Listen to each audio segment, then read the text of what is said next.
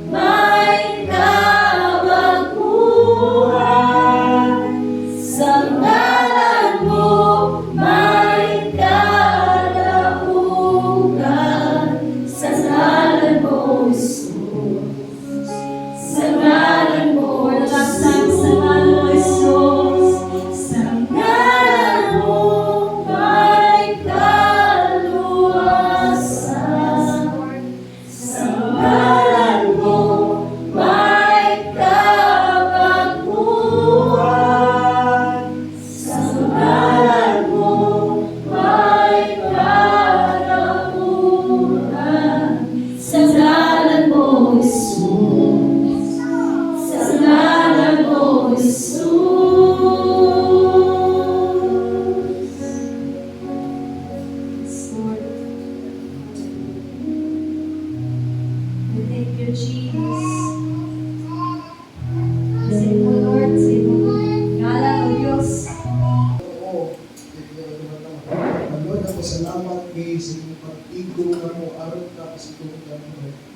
Salamat na imo may iluwas for this purpose. And ever since, ang mga Israelite and even yung mga first century Christians, O God, the purpose na yung we save is to worship you, is to exalt, is to glorify you, O God. And even this moment, O God, sa aming pagtuon, sa aming pulong, ang puwing andamon dito mo, O God, na uban sa iyong balaang Espiritu, maghatag ka na magkasing-kasing, huna, na among mag-grasp ang mga spirituhanong butang, O God. Nag-ambo ko na hindi kami makagain ng information sa mga butang na mga madugan, silent, pagiging Lord, maghatod nila mo sa pagpakalaw, sa mong pagpakailaw relasyon di ang imo Ginoo. Bisa na mo imong gamiton this afternoon, gamita ko yubanan din sa imong balaang Espiritu. Iliyahan din sa imong balaang Espiritu. Maghiharian din sa imong balaang Espiritu, O God. Flesh and blood accomplishes nothing, O Lord. But by your Spirit alone saves you, O Lord. Walang salig na mo ang tanay this afternoon, ubanin ikas pagsugod, hantod ni matapos, O God. Sa may kadaugan kalapusan ng himaya, nagtanimo lamang sa pangalan ni Jesus. Amen. Kung nakainundo mo last week, nagsugod ang pagton about sola scriptura. And anong nisugod ang pagtuon na natin kay this month is the celebration of Reformation Month. Mauni naman nga ang mga devoted Christians is ni-protest sila sa sayong nga pagtulunan sa Roman Catholic. And mo po ni kanahon na po, mo po ni naman nga bold kayo, issue kayo, particularly sa kinabuhi ni Martin Luther, nga gi-refute, i-correct ang sayong nga pagtulunan sa mga Roman Catholic. And kung nakainundo mo last week, Martin Luther himself, iyang gilist ang iyang 95 theses na protest against sa wrong teachings of the Roman Catholic. Kini nga 95 theses, iyang yung gilansang atubangan sa pinakadako nga simbahan sa Germany. And that tells them na seryoso si Martin Luther sa iyang protest sa sayong mapagtulunan. And last week, atong natunan first, ang sola scriptura. By the way, 5 ni kabuk nga sola. Sola scriptura, sola gratia, sola fide, solus Christus, and soli Deo gloria. And given sa mga scholars this present day, these 5 solas is the 5 pillars sa simbahan. Kung may mawaan ni bungkig yun ang foundation sa simbahan. Kung ako nang i-share na to, not just makagain ng information, ako nang i-share na to, aron magana and understanding unsay gibatol sa mga devoted Christians na andam sila mamatay for the sake of truth. Niya sa panahon, I tell you, na pwede ka na sa panahon ng mga Kristohanon, pwede rin nila kung nasa sa kamaturan, pwede rin po nila nga nasa sa bakak. Amen? Tus and fro, paling-paling ang Kristohanon. Then again, daghang mga Kristohanon na nakutlag o idaubang na buhi for the sake of truth. Amen? So, again, mahatag ko gamay nga review sa tunatunan last week. Quick review lang about sola scriptura. Atong natunan first, what is sola scriptura? Sola scriptura is scripture alone. Anong scripture alone? Tungod kay scripture alone has the ultimate and chief authority sa simbahan. Dili ako may authority sa simbahan. Dili ang leadership, dili si bisan kinsa night authority sa simbahan ang Ginoo pinaagi siya pulo. Walang scripture alone, sula scriptura. Ang problema sa unang panahon, bisan sa itong panahon karon, ang night authority sa church, particularly sa church na to before, ang night authority is ang mga popes, ang mga bishops, ang traditions, and mo niyang gibato sa mga Protestants, particularly Martin Luther. Nakuha na to. Then, giklaro ni Martin Luther, every the reformers, only scripture. Another thing, atong ito na last week is the issue of inspiration. Well, the Bible is inspired. God breathed. Amen? God breathed. But the question is, unsa man nga mga books ang inspired? No. Here's the thing, ang inspired nga mga books, 66 books lamang. Nako, na to, Genesis to Malakay, Matthew to Revelation, walay labot ang apocryphal books nga nag-honor, nga moampo ka sa mga patay, nga nag-honor, nga ang imong mahimbuhat, makaluwas nimo, nga nag-honor, nga moampo ka ni Mary. Naa dito ana nga mga libro, naa dito ana nga mga books, makaibaw ka, ilan ang gipuno to defend their belief. Then again, 66 books, ginora na siya 3rd century pa. But then again, apocryphal books, gipuno siya 1500s na. And ang nag-honor, ang nag-canonize, ang mga popes, ang namatay. Amen? Amen. Another nga itong itunan is the issue of inerrancy. Kung ang pulong sa Ginoo, wakay sa iyo. And mayroon ko walay sa iyo, mas masayo pa ang tao, pero ang pulong sa Ginoo, walay sa iyo. And ako na-share na to, ang atong translation karon naagi na sa iyo. Why? Tungod kay ang mga translator anak, pwede mang masayop sa ilang pag-translate. Nakuha na to. Isa thing, ang why sayop na translation is ang original manuscript. Ang Hebrew, Aramaic, and Greek translation or Greek na manuscript. Pero ang ato mga kanang Bisaya, bisan na mga English, again, na siya sikyat, mag-meet pa na kanay sikyat. But then again, ang tanang magitudlo, ulong yun as Ginoo. Matanaw mo sa original, walay kama, walay period, walay space. Sikit na nan, maglibog ang basa. But praise be to God, nag-raise up ni Diapon ng Ginoo. Kung mga translator na mag-translate ang Bible na mahimo, readable sa itong panahon gawin. And mingon ko, walay sa iyo pang post Ginoo, and kawapay sa iyo na siya authority sa church. Gikan man siya sa divine author. Also, the issue of authority. Again, authority, nakita na to last week atong natunan nga sa pagdagan ng panahon ng naghimog authority ang Roman Catholic, particularly ang mga popes, bishops, and priests. And because of this authority, gi-abuse nila nilang authority. Naghimo sila mga doktrina, daghang kay doktrina lang gihimo, ilang gipang baliko tong mga giingon sa pung sa Ginoo because of this authority.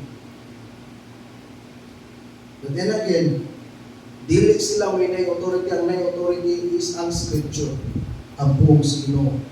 And also the issue of sufficiency. Kung igo ba ang pulong sa Ginoo sa atong mga kinabuhi? Ingon ko, perting igo agad. Why? Tungod kang author ani ang tag-iya na to, ang tag-iya sa atong mga kinabuhi. And that is God Himself. And our study leads us to affirm that only Scripture alone has the authority of the church. So this afternoon, to move fast ko, ang atong pagtuon is none other than sola gratia. Sama ng sola gratia, Pastor? Grace alone. Again, meaning sola gratia, sola alone, gratia, grace.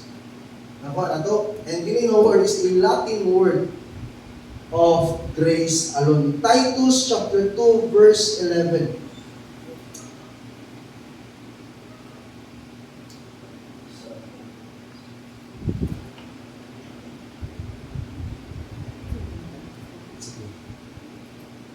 Verse 11.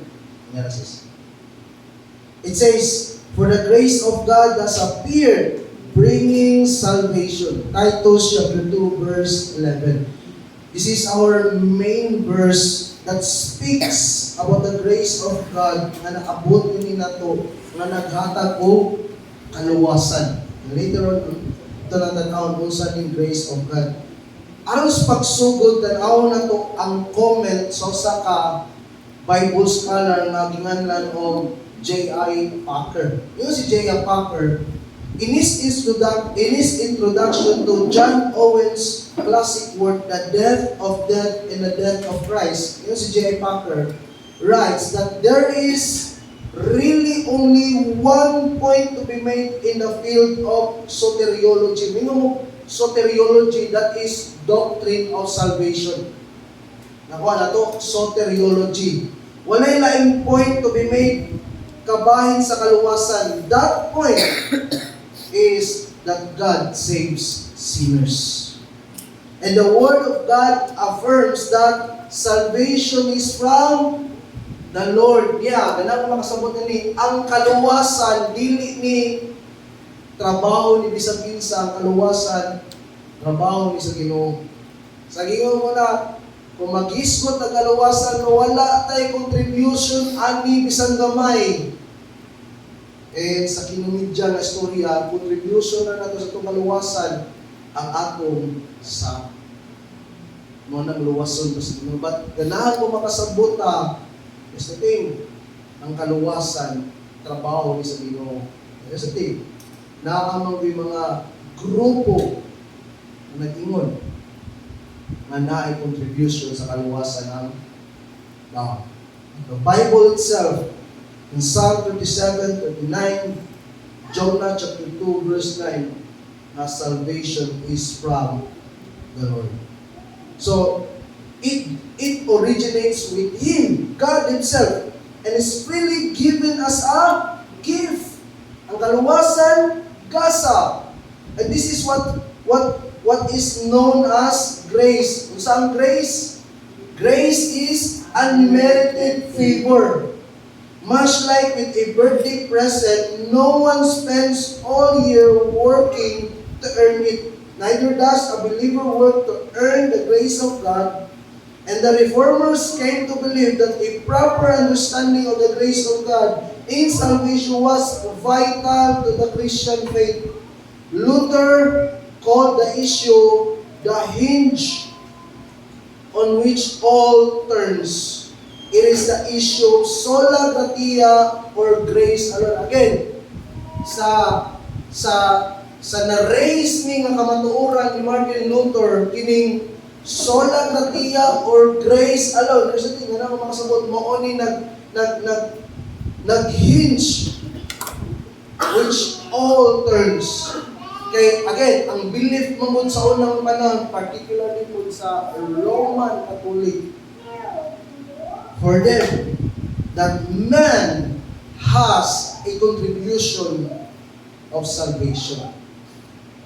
And particularly, doing good works.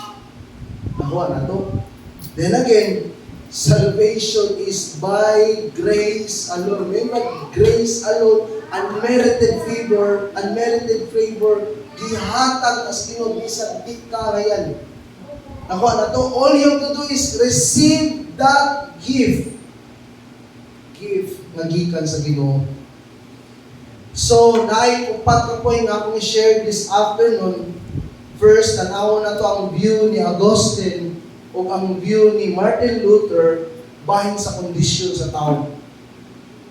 Nga, again, mingon ko nga, ang tao, wala kita'y contribution kung mag-isgot o kaluwasan. Kasi kailan Agustin ni? Pili Martin Agustin, ha? Ito Martin Agustin. Kailan mong San Agustin? San Agustin de Hippo. Kailan mo? Kanang magpista gani kada August. Kailan mo ba? Kailan na? May fali ko kailan eh. Ha? Hindi mo kayo nali. Yung nailang ko sa Roque, isa pa na naman. I tell you, sa tanan nga mga scholars in 3rd century, moon siya pinaka-bright na scholar. And hindi lang basta-basta na scholar. Kundi scholar na lang tayo relasyon sa Ginoo. So, tanaw na itong view ni Augustine in human condition. Bahin ni sa iyang personal testimony and iyang na found out unsa gyud kining sala diya sa tao diya niya. Here's the view of Augustine in human condition. Si Aurelius Augustine was born in North Africa in AD 354 to a Christian mother and a pagan father. Despite his mother's desperate prayers for his conversion, Augustine plunged himself headlong into a life of sin. Satisfying his appetites proved unsatisfying for him as he began searching for truth. Kailangan siyang matagbaw siyang appetite, hindi siya matagbaw mo na usa sa iyang gipangita kamatuoran. Sa mo di makatagbaw ani. So, this ultimately led him to Milan, where he would study philosophy. He dabbled in the Bible but did not find it all too interesting. He soon found out himself in the charge of Ambrose. Si Ambrose is the Bishop of Milan, who would teach him the scriptures. Soon, while sitting under the preaching of Ambrose, Augustine became convicted of his own sinfulness but wasn't sure what to do about it. Nagwali si Ambrose, kaya sa nagwali siya, naminaw si Augustine, nakonbikta siya sa pero wa siya kay mausing buhaton. Kay bawo siya nga nakasala siya, kay bawo siya nga dili mayon kay iyang gibuhat, pero wa siya kay bawo unsay buhaton niya ba sa conviction niya. So, Aurelius Augustine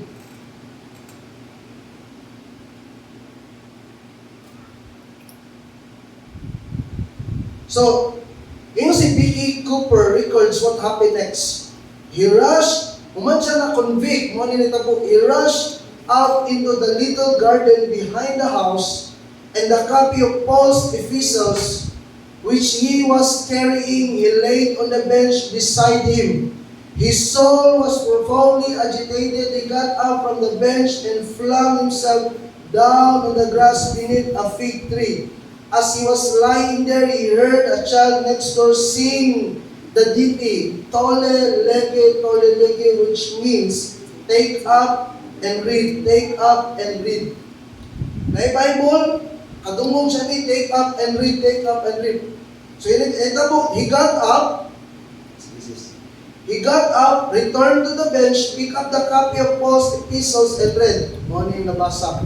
Let us behave decently as in the daytime, not in orgies and drunkenness, not in sexual immorality and debauchery, not in dissension and jealousy. Rather, clothe yourselves with the Lord Jesus Christ and do not think about how to gratify the desires of the sinful nature. Augustine was cut to the heart. Naigo siya sa kaninga po sa Ginoo. So he repented of his sins, many of the same ones listed in Paul's epistle, and believed on the Lord Jesus Christ and was converted. Naigo siya sa kwali ni Ambrose, basa siya ni Romans chapter 13 to 14, he was cut to the heart. Inuso siya, and na-convert siya. Nahimo siyang born again. Soon after, in 386 AD, Augustine pursued his studies under Ambrose and would eventually become the Bishop of Hippo. In his native country of North Africa, he would preach and teach and found a monastery and published many books. But it is his spiritual autobiography, Confessions, for which he is best known. Na siya gibuhat na libro nga ang title Confessions. And kini nga libro niya ang sud ani is about siyang biography o sa iyang mga confession sa iyang kinabuhi, particularly sa mga sa. By the way, ang sa ni Augustine is sexual immorality. And mauni nga sa ang iyang murag higod sa pag-ayo ba. Nga ang iyang mama nga si Saint Monica, di ba mo lang Saint Monica, nag-pray with Mayo para kang Augustine na ma-born again siya. And indeed, na-born again siya, nakaila siya sa Ginoo, nakaamog siya sa Ginoo, ginusulan niya ang iyang sala. So, Augustine's Confessions recounts the story of his life and conversion, focusing specifically on his past sins and the grace of God to save him. In the opening sections, he chronicles the workings of his own restless heart as he contemplates his life of sin. One incident in particular stands out. Augustine describes a time where he steals some pears from his neighbor. O sa siya, suwat na to is, iyang suwat na to kalibro niya, nga nayo sa kaibigan, nga nanguha siya, na siya gikuha, na siya gikawat. And one in description. He describes, pagpanguha niya, pagpangawat niya, how he stole them, not because he was hungry or even needed them, but simply because he wanted to steal. So, in one isuwat, he writes, I lusted to thief. Ganahan lang siya manguha yun. Ang design niya, manguha lang yun siya. And even though it was foul, kaya ba siya kasayop, he says, I love it. There is a thing, alam mo makasabot, morning na found ni Augustine. There are times, wingon ko nga, there are times, ako personally, isa kita siguro, there are times na mo desire na mabuhat ang inyong saa. Pero kaya ba ka nga sa'yo? Pero there is a part na mo nga, ganahan yun ka. Ganahan ka, you love to do that sin. But here's the thing, ingon siya. But in the midst of his admission of guilt, he lamented over his own sin, realizing that it was a terrible offense to God. Furthermore, he realized he was not simply committing sins, but that he himself was sinful. It was his nature not just to commit acts of sin, sa thing, but to love the sin itself. Iyang nasabtan nga, naging sinful nature nga nag-control sa tao, diya nimo nga may magtukmol pagbuhat og sa may nungdan nga mubuhat ka sa mubuhat ka na dili na kursi ka mubuhat ka ganahan din ka mubuhat og sa mo ni nabantay na kondisyon sa tao ang kahimtang sa tao is naggapos gid siya, nabilanggo gid siya sa sinful nature diha kaniya. In other words, ang tao tungod sa iyang pagkabilanggo sa niya, ganahan gid na siya mubuhat og sa. Amen? Ganahan din na mubuhat o sa. Ingon si Carl Trueman writes, the picture Augustine paints in the Confessions is stark and disturbing. Sa thing, sin is a pervasive power that controls and defines human beings. In other words, ang sa kanya na to, o nag-control na to. And it is something that dominates personal existence and offers no means of escape. Wa di kay mahimo aning sa nimo, kaning sa kanaan nimo nga nagari nimo nga nature nimo mao ni magtukmod nimo kanunay pagbuhat ug sa paguna-una ug sa pagbati ug sa bisan di ka ganang mubuhat ug sa itukmod jud ka nga mubuhat ug sa way nungdan mubuhat ug sa. On his work on admonition and grace, ingon si Augustine writes, the grace of God through Jesus Christ our Lord must be understood as that by which alone men are delivered from evil and without which they do absolutely no good thing. whether in thought or will, in affection or in deed. Mind, will, emotion, there's the thing. Giharian na sa. Amen? Gidumina na sa mani na to, particularly sa mga believer. Bisan gani kita gani usahay, bisan di na to tuyon, una-una, daw tayo ito una-una. O bati yung daw tayo itong kasing-kasing. Sa dili ta mo buhat, o gana mo buhat na, ningon sa dini, ang makatabang lang na to, ani? Jesus Christ. Inundo mo Romans chapter 7. Struggle ko sud na ko, yung si Paul. Naapoy ganang buhaton, nga malipay ang Ginoo, di na ko mabuhat. Pero ang kimino nga bahay nga di na ko ganang buhaton, mo na ako mabuhat. In other words, na nagtigi niya sud ni Apostle Paul. Ni-end up siya sa chapter 7. Praise be to God, to His Son, the Lord Jesus Christ. Nga mo'y nagluwas na ko ani nga kahimtang. Struggle ko karon pero ultimately after this time, naapoy kagawasan ani. So, walay Kristohanon nga way struggle, naatay struggle sa atong unod himself. Amen? Umingon ka nga, dili naman ko mag-struggle, no, struggle ka. Struggle ka sa mga nauna, sa mga kasing-kasi, struggle ka, bisan sa mga kahuyangon. Amen? Sa may way kahuyang mo na to, naatay kahuyang mo tanan. Amen? And mo ni nasabda ni Augustine. Si Augustine, grabe siya kasalawayan. Grabe siya kababayo. Praise be to God.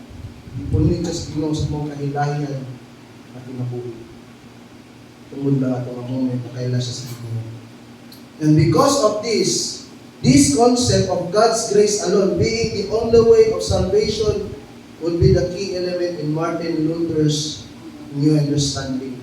Asabot si Martin, mao din kahimtang sa tao, ang tao na ay sinful nature, ang sinful nature mo ay nag-ulipon sa tao, may nagtukmod sa tao na maghimo yun o sa. So, these points sa view ni Martin Luther about the bondage of the will. Mga tana ko, later on, sa sunod na lang ang point lang. By the 1520s, there's the view of Luther's the bondage of the will. By the 1520s, Luther was already wasted in many of his doctrinal beliefs, namely the belief that salvation was by grace alone. Although he admits, I didn't learn my theology all at once, I had to ponder over it even more deeply, and my spiritual trials were of help to me in this. Ingon si Luther, no doubt, identifying with Augustine and Paul in their lamentations over sin, was fully convinced, si Luther, of his own depravity, and knew that it was only by the grace of God he was redeemed. Again, matagusan na to, yarian na ang sa, mo'y pinakakinaiya na to, ang sa, mo'y magtukmo na to, pagbuhat, ugsa. And here's the theology of Luther, Augustine, and Paul. Ang makatabang ra nato ang grasya rin sa Ginoo sa itong mga kinabuhi.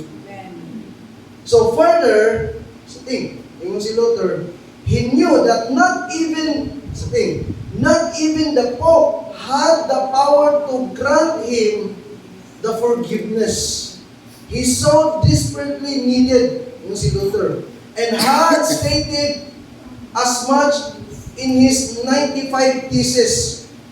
Ngayon si Martin Luther, usa siya mga sinuwat na 95 theses, usa siya gisuwat na ito, niyon siya, if the Pope, sa ito Papa, does have the power to release anyone from purgatory, why, in the name of love, does he not abolish purgatory by letting everyone out? And the reason the Pope didn't empty purgatory was because he couldn't. Nakuha na to? Wa siya gahong nga makapagawas sa tanang nga naa sa purgatory. Kung nang dili niya makuha ni nga pagtulon ang purgatory. By the way, later on sa itong pagtunan ni, ma-found out na to, even the teachings of purgatory or the doctrine of purgatory is pangwarta. Ano kalain na, this is so offensive na study. Pangwarta. Nakuha na to?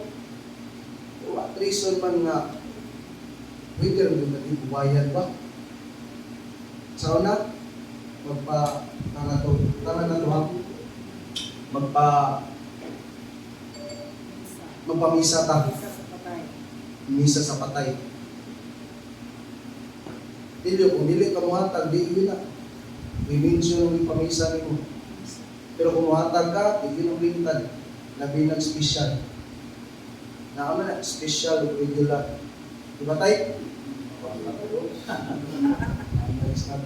Anak, I tell you. Anak.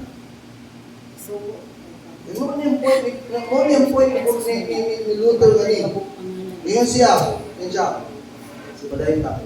In fact, no act of man can spring a soul from divine punishment and into the saving arms of God. And then in John 1:12, not by the will of the flesh or the will of man, but only of God. In other words, ang kaluwasan sa Ginoo na yun. But Rome, ingon din eh, Rome held to an adopted view of Pelagianism. Kung sa man ang Pelagianism, pastor, kung ano ilang i-adapt nga view sa Roman Catholic, a denial of original sin.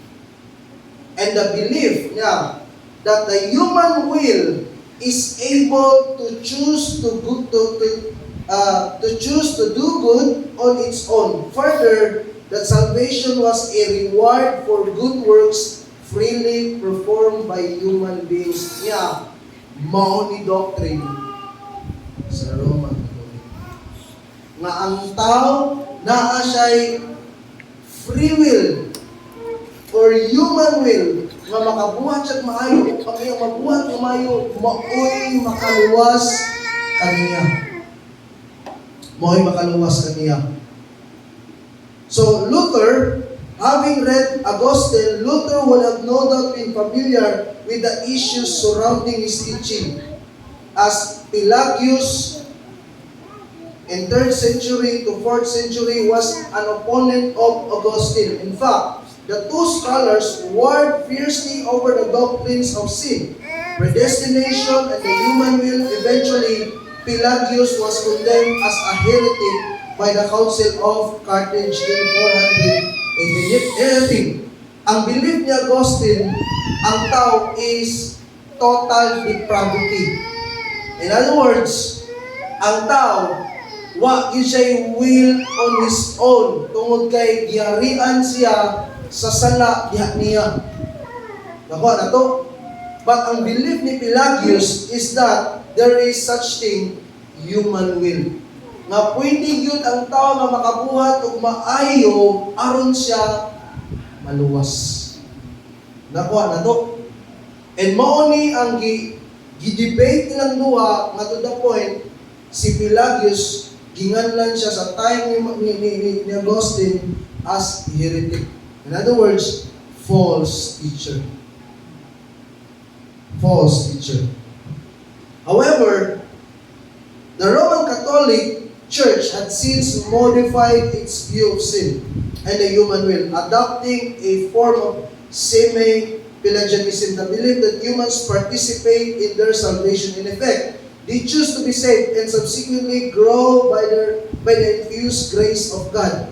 So Luther had been vocal in his opposition to this view, debating against it often. However, in response to Luther, the humanist scholar Erasmus, formerly his Reformation ally, set out to disprove Luther's view, boldly declaring the triumph of the human will. Here's the thing. Sa time ni Augustine, Ang iyang kaatbang si Pelagius. Sa time ni Martin Luther, yung kaatbang si Erasmus. Si Erasmus man siya, saboy nag-isa sa belief nga naagay human will ang tao. Makahimo gyud sa pagluwas ang tao sa kagalingon sa pagbuhat mayo. Mo ni nga belief. So, mangutana ko na to. Ang tao, kita, naapabatanin dito nga free will, wala na. Tinta na ako. Na? So, tanaw na to, the myth of free will. What's the myth of free will? Ako lang pasabot na to. So, wala pa makasaang tao niya. So wala pa makasaang tao. There's a thing na ating free will. There's a thing, sa diyang nakasaang tao, ang atong free will, iharian sa nakuha na to. Pananingon ng mga Bible scholars, tanan ng mga decision, plano, kung sa itong nahaluan na sa sa. Bantay mo, basta bubuhat at maayo, naaan right. Sa dili. Sa. Nakuha na to. Bantay mo, basta bubuhat at maayo, nahaluan dito sa. Buhatan eh. Kita nga natilibuhat ng maayo. Kanya sa mga naman, nagtanaw pala gusto ka niya. Sakto sa'yo. So, again, patayin eh. Ato mga gibuhat na maayo, kung wala ka diya sa Ginoo, sa ito na kabangan sa Ginoo. Nakuha na to. Kung karon nga naana ka diya sa Ginoo, Kristohano na ka, ay mo magpagdol, gibuhat din ako. Sa naman? Para ni Ginoo. So, ang tanan na itong mabuhat sa dihat na, sa nana sa Ginoo, acceptable na sa Ginoo. Kaya ano man, wala naman ang natagibot para nato, ibuhat na nato para sa Ginoo. And there's the thing, ang free will sa tao, sa diyan nakasa, is just a myth. Why? Kasama itong myth. Isa ang myth? Ha? Kasabihan. Myth. So, tanawan na ito, Apostle Paul in Romans 3:10-18. Kung naabay free will ang tao. Yan din eh, klaro ninyo. Yan din eh, there is none righteous, not even one. There is none who understands, there is no one seeks for God. All have turned aside together, they have become useless. There is none who does good, there is not even one. Their throat is an open grave, with their tongues they keep deceiving. The poison of asps is under their lips. Those mouth is full of cursing and bitterness. Their feet are swift to shed blood. Destruction and misery are in their paths, and the path of peace they have not known. There is what? No fear of God before their eyes. So in other words, total depravity ang tao. In other words, ang tao mo ay Ginoo, quote and quote, ang iyang free will, diharian sa sa. Amen? Furthermore, if we understand the scripture rightly alongside Augustine and Luther, makita natin din eh, we see that we are what? Dead in our trespasses and sins. We are dead spiritually, slave of sin, loving the darkness, hating the light, enemies of God, hostile to God, children of wrath. Our heart is deceitful and desperately wicked. And David writes that he was brought forth iniquity, conceived in sin. In other words, napatas nagkuangkal sa itong mama, makasasa na ta. Giyariya na itong kinabuhi sa sala. In other words, born that way, in our fallen fleshly condition, according to Romans 8, we cannot please God because we are not even able to do so. Dili kita makapahimuot sa Ginoo sa ingon ana kahit tungod kay ang sa mo naghari sa itong ginabuhi. Walang gingon ako ganina, sa wala pa isa, natin free will, di na sa to. Mabuhat ninyo bisan nun sa Garden of Eden, makaon ninyo bisan nun sa bunga, pero ayaw lang din ang bunga. Ako na to, isumpak mo ng Ginoo, garihan sa saang tao, na contaminate sa saang tao, mo na even iyang mind, will, and emotion contaminated sa sala. Mo nang bisa na itong magbuhat ng mga ayon niya, ihaluan mo sa. Amen? Amen. Amen. And the only logical conclusion that we can draw from the biblical evidence is that apart from the grace of God, the soul is dead. If the soul is dead, the will is dead. Ang atong kalag is dead spiritually, ang atong will po is dead. So, here's the thing, we need the grace of God sa atong kinabuhi. In fact, in light of Scripture, it becomes clear that there is no such thing as free will. According to Romans chapter 6, humans, beings, either slaves of sin or slaves of righteousness. Kung wala ka dihan ni Kristo, you are slave of sin. Pero nakakaligin ng Kristo, you are slave of righteousness. And here's the thing, there is no neutral. Wala itong natunga. Duhara ni, you are slaves, you are slave of sin, slave of righteousness. Wala itong natunga. Ay, ingon din, no man can serve two masters, for either he will hate the one, love the other, he will devote to the one, and despise the other. So here's the thing, wala si Kristo sa imong kinabuhi ang naghari nimo sa munang ganahan gikang mubuhat og sa tungod kay wala si Kristo pa sa imong kinabuhi. Ako na to.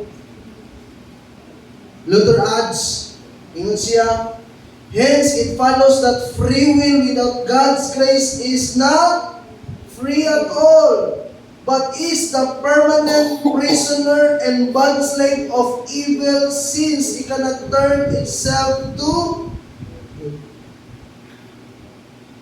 Ang hinahanglan dito sa Ginoo, ako at Ginoo lang na may komedya nga akong balik-balik panahon nga mag-testimony ko hindi nga kanta ni Andrew gusto kong bumait pero di ko magawa. Nasa Diyos ang awat, nasa tao ang gawa. But ang akong point niya is, ako nang i-share panahon nga mag-testimony ko kay atong time na nabilanggo ko sa bisyo, ganaan akong utang din ko kaulang. Ano man? Tungod kay wala ko'y gahom na makagawa sa akin. Ibaw mo kaginsang gahom nga nakalingkawas ko niya, Jesus Christ. Amen? In other words, fallen humanity lacks the ability to make spiritual decisions or accomplish righteous acts. Yung din Isaiah records that our deeds done in unrighteousness are filthy rags to God. Even righteous thing, we think we're doing ends up being nothing more than an exercise in self-righteousness.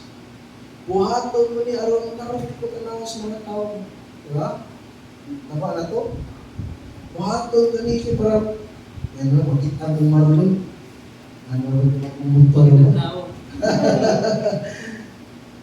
Yeah. Luther concludes, it follows therefore that free will is obviously a term applicable only to the divine majesty. For only He can do and does as the psalmist sings whatever He wills in heaven and earth. Ang free will, ulay-lay na Ginoo. So niya, makasasa ka, kung wala pa sa Kristo sa kinubuhi mo, you are slave of sin. Naghari mo sa, nagkontrol mo sa, tanan mong mabuhat. Sa nimon si Agustin, usa sa iyong mga quote. Mrs. Ikot po sa kapastor yun siya. Sa ingon ani nga Bisaya, nakabuhat o maayo niya ang Ginoo na. Kung nakabuhat o dili maayo, ako na. Nakuha na to. And I think, tinuod na. So here's the thing. Ang life free will, ang divine majesty, it refers ang Ginoo mismo. Therefore, the only way a sinner can be saved is if God chooses to do so. God saves sinners. As believers, we affirm that the Lord God is sovereign, all-powerful, all-knowing, and righteous. Mauna ang gawin sa Ginoo. Mauna ang attribute sa Ginoo. And yeah, walay laing makaluwas sa tao. Manangingon ako, ang makaluwas sa Ginoo. Amen? Kay makaluwas man siya. Pakiluoy ka, Lord, luwas sa inyo ko, Ginoo, Lord. Grasyahin ito ko na makabatong kaluwasan, Ginoo. And no one can understand His ways or His will, yet willingly submit to it. In fact, Jesus taught the disciples to pray, your kingdom come, your will be done. So, here's the thing. If human beings are altogether dead in sin and unable to save themselves from judgment, then only God, according to His sovereign will, can reach down from heaven, extend His hand, and pull sinners out of grave like Lazarus. Kasi nakadungog sa story ni Lazarus, ni Mary and Martha. Ginubo na, 4 days na. Pero pag ingon ni Ginoong Jesucristo, Lazarus, come out. Gawa si Lazarus. Gikan sa buhanan. Patay na, pag ingon ni Ginoong Jesucristo, come out. Gawas, gikan sa buhanan.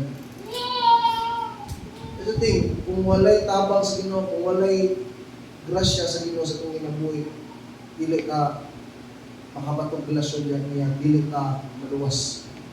Kaya we are dead. And He does it because He chooses to do it. Jesus said, no one can come to me unless the Father who sent me draws him, and I will raise him up on the last day. Walay makaduol kang Ginoong Jesucristo kung ang Dios aman mo'y magdan niya kang Ginoong Jesucristo. Kinaduol, wala tay gaong na makaduol sa Ginoo unless ang gi-honor sa man. Kung again, ganang makasabuta, we are dead. Kita makarespond sa mga butang na iya sa Ginoo, trabaho na sa Ginoo sa atong ginabuhi. And that is called grace of God sa atong mga kinabuhi.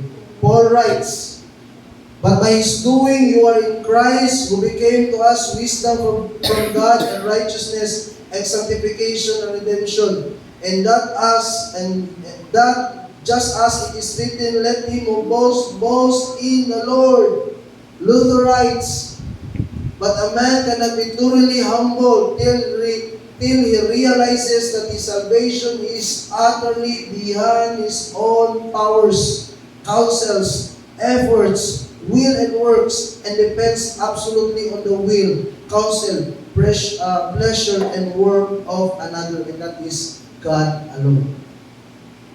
God alone.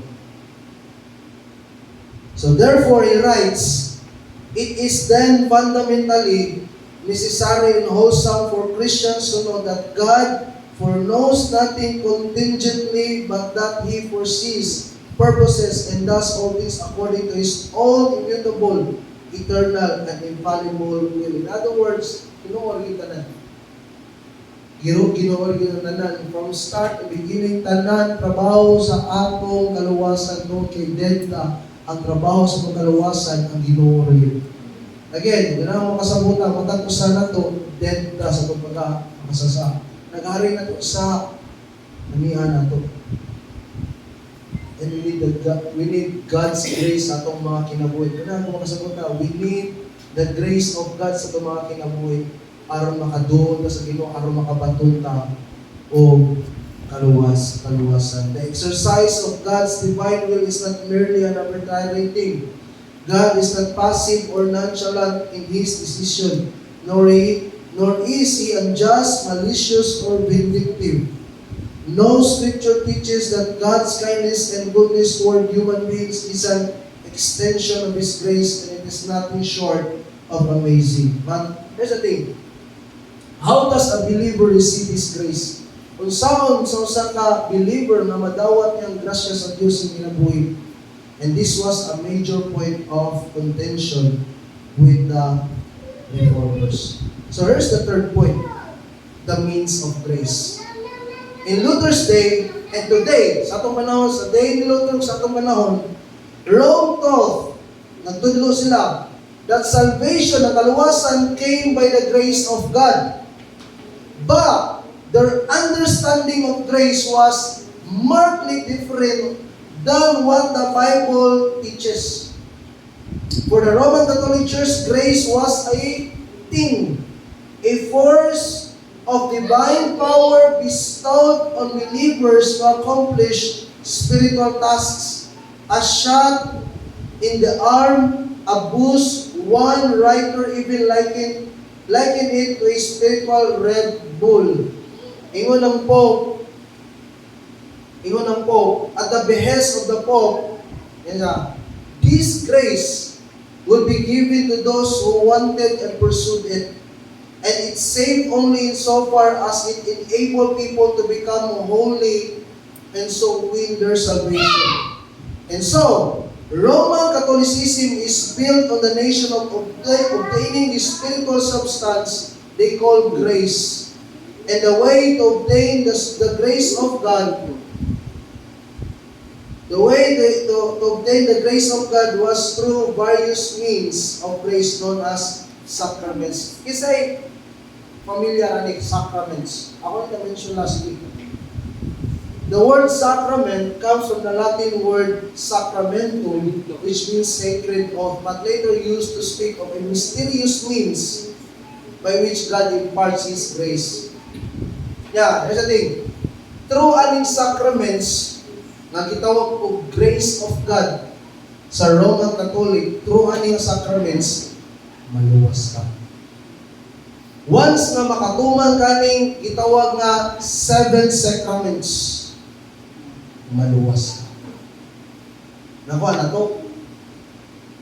But, ang gitulo sa Bible, ang grace of God sa Bible is none other than the Lord Jesus Christ. Pero ang ilang grace of God is sacraments. There's the sacraments. In Roman Catholicism, there are 7 sacraments. They are as follows. Number 1, baptism. Baptism cleanses from original sin and provides spiritual rebirth or regeneration and begins the process of justification. So here's the thing. Ang bata, baptize, ang may tabong anak, mahugasan siya sa gitawag nga original sin. Tung sala nga naa diha nga gitawag og sinful nature through baptism. Mo nila belief. And here's the thing. Ang baptism para nila nag-provide of spiritual rebirth. In other words, kuno nag-born again sa baptism or regeneration and begins the process of justification. Gikan sa mga bata, human siya na baptize, diya na nagsugod ang iyang kinabuhing matarong. Walang kabantay mo sa ay, ato isang na nabaptize na inya kumagtinga na pagpapaptize sa balik, di ba? Adong umana. Bisan kanang agaw buhay na ba? I-baptize at balik. Ano man, they believe that baptism cleanses sin. Nakuha na to. Another makita na to of 7 sacraments is confirmation. So, walang confirmation. Kumpirma na, di ba? Bestows, yeah. Confirmation bestows the Holy Spirit leading to increased spiritual power and sealing to the Catholic Church. Ang kinahanglan ka magpakumpirma o pasuwala ng kumpirma. Kung ganahan mo kabawa na kung saan ang kumpirma, kung talo na niya kung kumpirma, kung saan ang kumpirma. Another is finance. Ebidensya. Ano saan ay kasagaran mo hato? Hindi mag-ebidensya ka. Ha? Umpisa, asay na na. Ha? Holy Week. Ano na to? Yeah. One nilang believe. Finance removes the penalty of sins committed after baptism and confirmation. Human ka na baptized and a confirmation niya. Once makasa ka, ang makapapas imong sa is penitensya. Nakuha na to? Another is, there's a thing, Holy Eucharist is where Christ is re-offered and up as a non-bloody sacrifice. Katong ostiyas o ang kupa. And the benefits of Calvary are perpetuated and applied to the life of the believer. By the way, ako rin na-mention last week nga ang ostiyas o ang kupa, they treat it as the literal body and blood of Christ. And kung imo nang dawaton, nadawat mo na siya sa inyo. Another thing is marriage. Provides a special grace bestowed to couples who choose to wed in the Catholic Church. Another is anointing the sick, bestows grace on those who are sick, old, or near death. Ilang i-anointing to katong near death, happy na mamatay, o katong mga masakiton. Another is holy orders. Holy orders, what's something? Confers special grace and special power upon the leadership of the church niya, from bishops, priests, deacons as representatives of Christ. Kung mutuman kas mga sugo ani mga tawana, bishops, priests, and deacons, you receive special grace and spiritual power ani mga tawana. Again, ganahan ka makasusgilarian sa Ginoo, imo ning tumanon ning dito ka sakramento. It is believed that the sacraments function ex opere operato from the work. In other words, they have intrinsic spiritual power that works on their own independently of the faith of the person receiving them. In other words, kung kining ito ka sakramento buhaton ni sa tao, again, assured na siya sa kaluwasan. And simply put, grace is received through the sacraments itself. However, this phenomenon is purely man-made and is taught nowhere in Scripture. So, the grace of God cannot be transacted like commodity. It cannot be handled like an object. It cannot be bought or sold, work for or earned. Instead, it must be freely given by God Himself. There's a thing, makasasa ta, gyarihan sa atong will na contaminate sa and we need the grace of God. For the Roman Catholic, you have to follow the seven sacraments aron madawat nimong grasya sa Ginoo. But for us, sa Bible, you just receive the grace of God. And it is a gift from God Himself. So here's the God's grace. There's the fourth point na rin akong matapos. If grace is unmerited favor, kasabot mo unmerited favor, wala ni mo hagoy, wala kay gibuhat, isang gamay, wala ni mo trabaho imo is pabor lang din siya, gihatag lang din siya diha nimo. and the kindness and goodness of God extended to those who are undeserving, then it must be given directly by Him in the ways in which He chooses to dispense it. In the Bible niya, we see the grace of God manifested again sa Jesus Christ. Whereby He gives us what? May bayad? No. Freely. Gives us Himself, for the grace of God has appeared, bringing salvation for all people. Again, you are dead, you are a slave in sin. Naisa nga naghari sa imong kinabuhi. But one thing,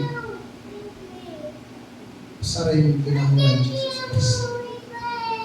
Na mahawas ka na nga kahimtang. The grace of God comes through the love of God. John 3:16, for God so loved the world that He gave His only begotten Son, is given to us according to His own will, not according to the will of sinful men. Romans 5:8 says that even while we were yet sinners, what? Christ died for us. Pakamatyan nas Ginoo. In fact, our salvation, our justification was a gift by His grace through the redemption which is in Christ Jesus. So Paul tells us that in Adam, all sin, all died. All died. Death reigned. Naghari ang kamatayon nga ni nato tungod kitanan nakasa. And even in the giving of the law, Moses' sin and transgression only increased. Isang mo dinoon. More law, more death. We were in a downward spiral, completely incapable of pulling ourselves out. Di kita kaluwas sa pagkagalingon. But God took pity on us. He showed compassion. He sent another Adam. Isa man ang another Adam, a perfect Adam. One who could satisfy all the law and accomplish a perfect righteousness, so that through one act of righteousness, the cross, there resulted justification of life to all men.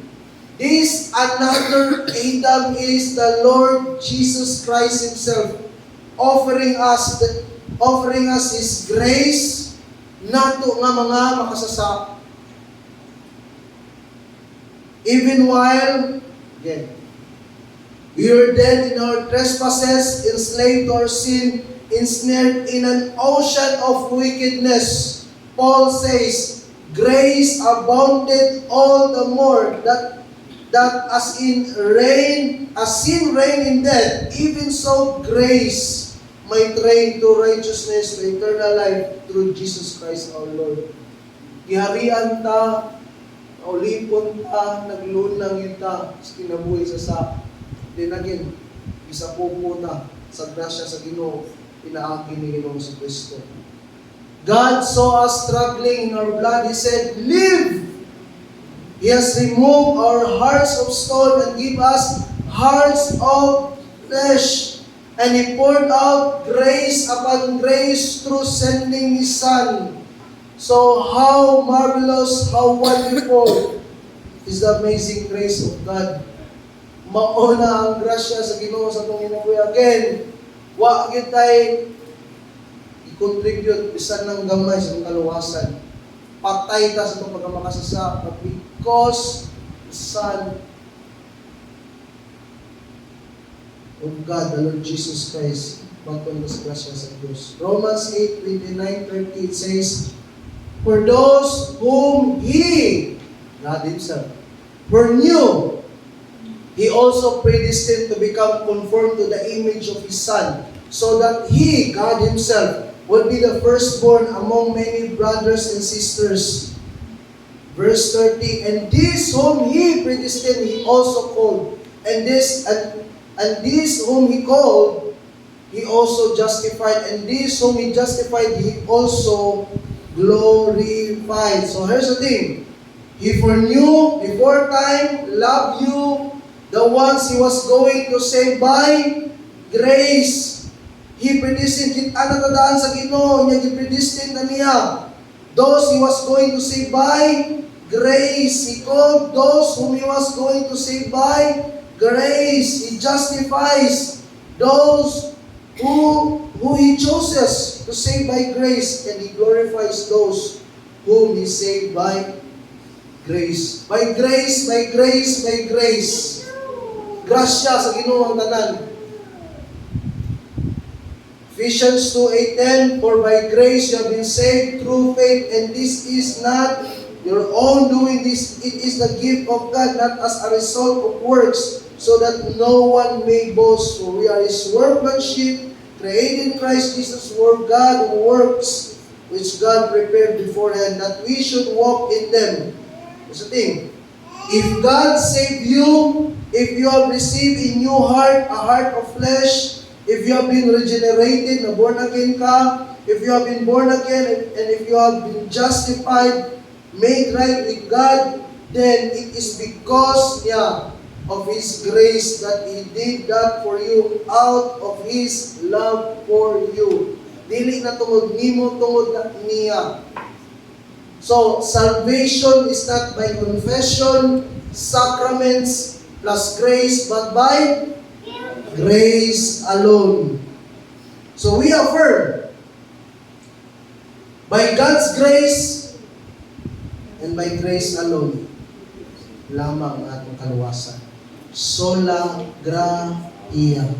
So in summary, man is spiritually dead, blind, slave of sin, morally corrupted, hostile to God, and enemy of God because of sin. And man spiritually needs the grace of God, which is the Lord Jesus Christ. So man must put his faith alone in the Lord Jesus Christ, enable to him and her to save. So here's the thing, na ako makasabot ako. You need the grace of God.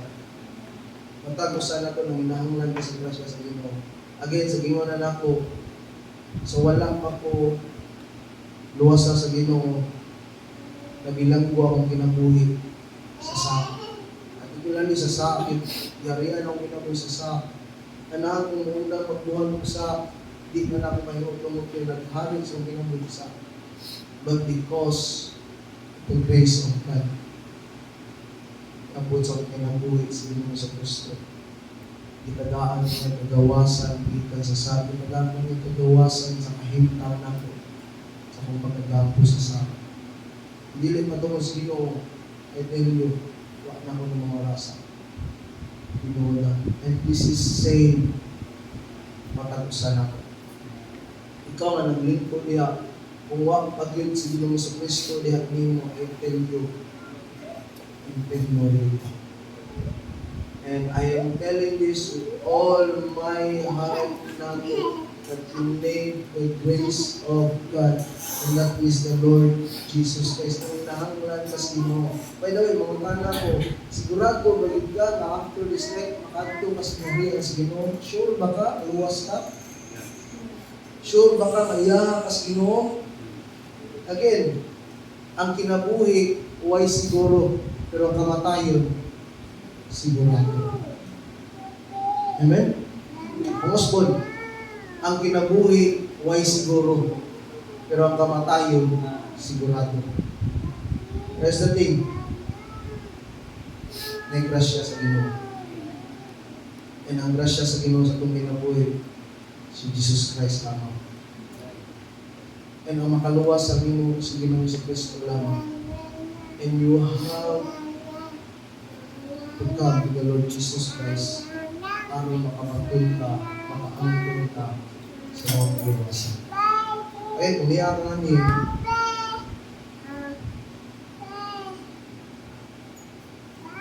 Wild yapon kay ka mabuhat og sa ingon to nimo, di pagkaluwas.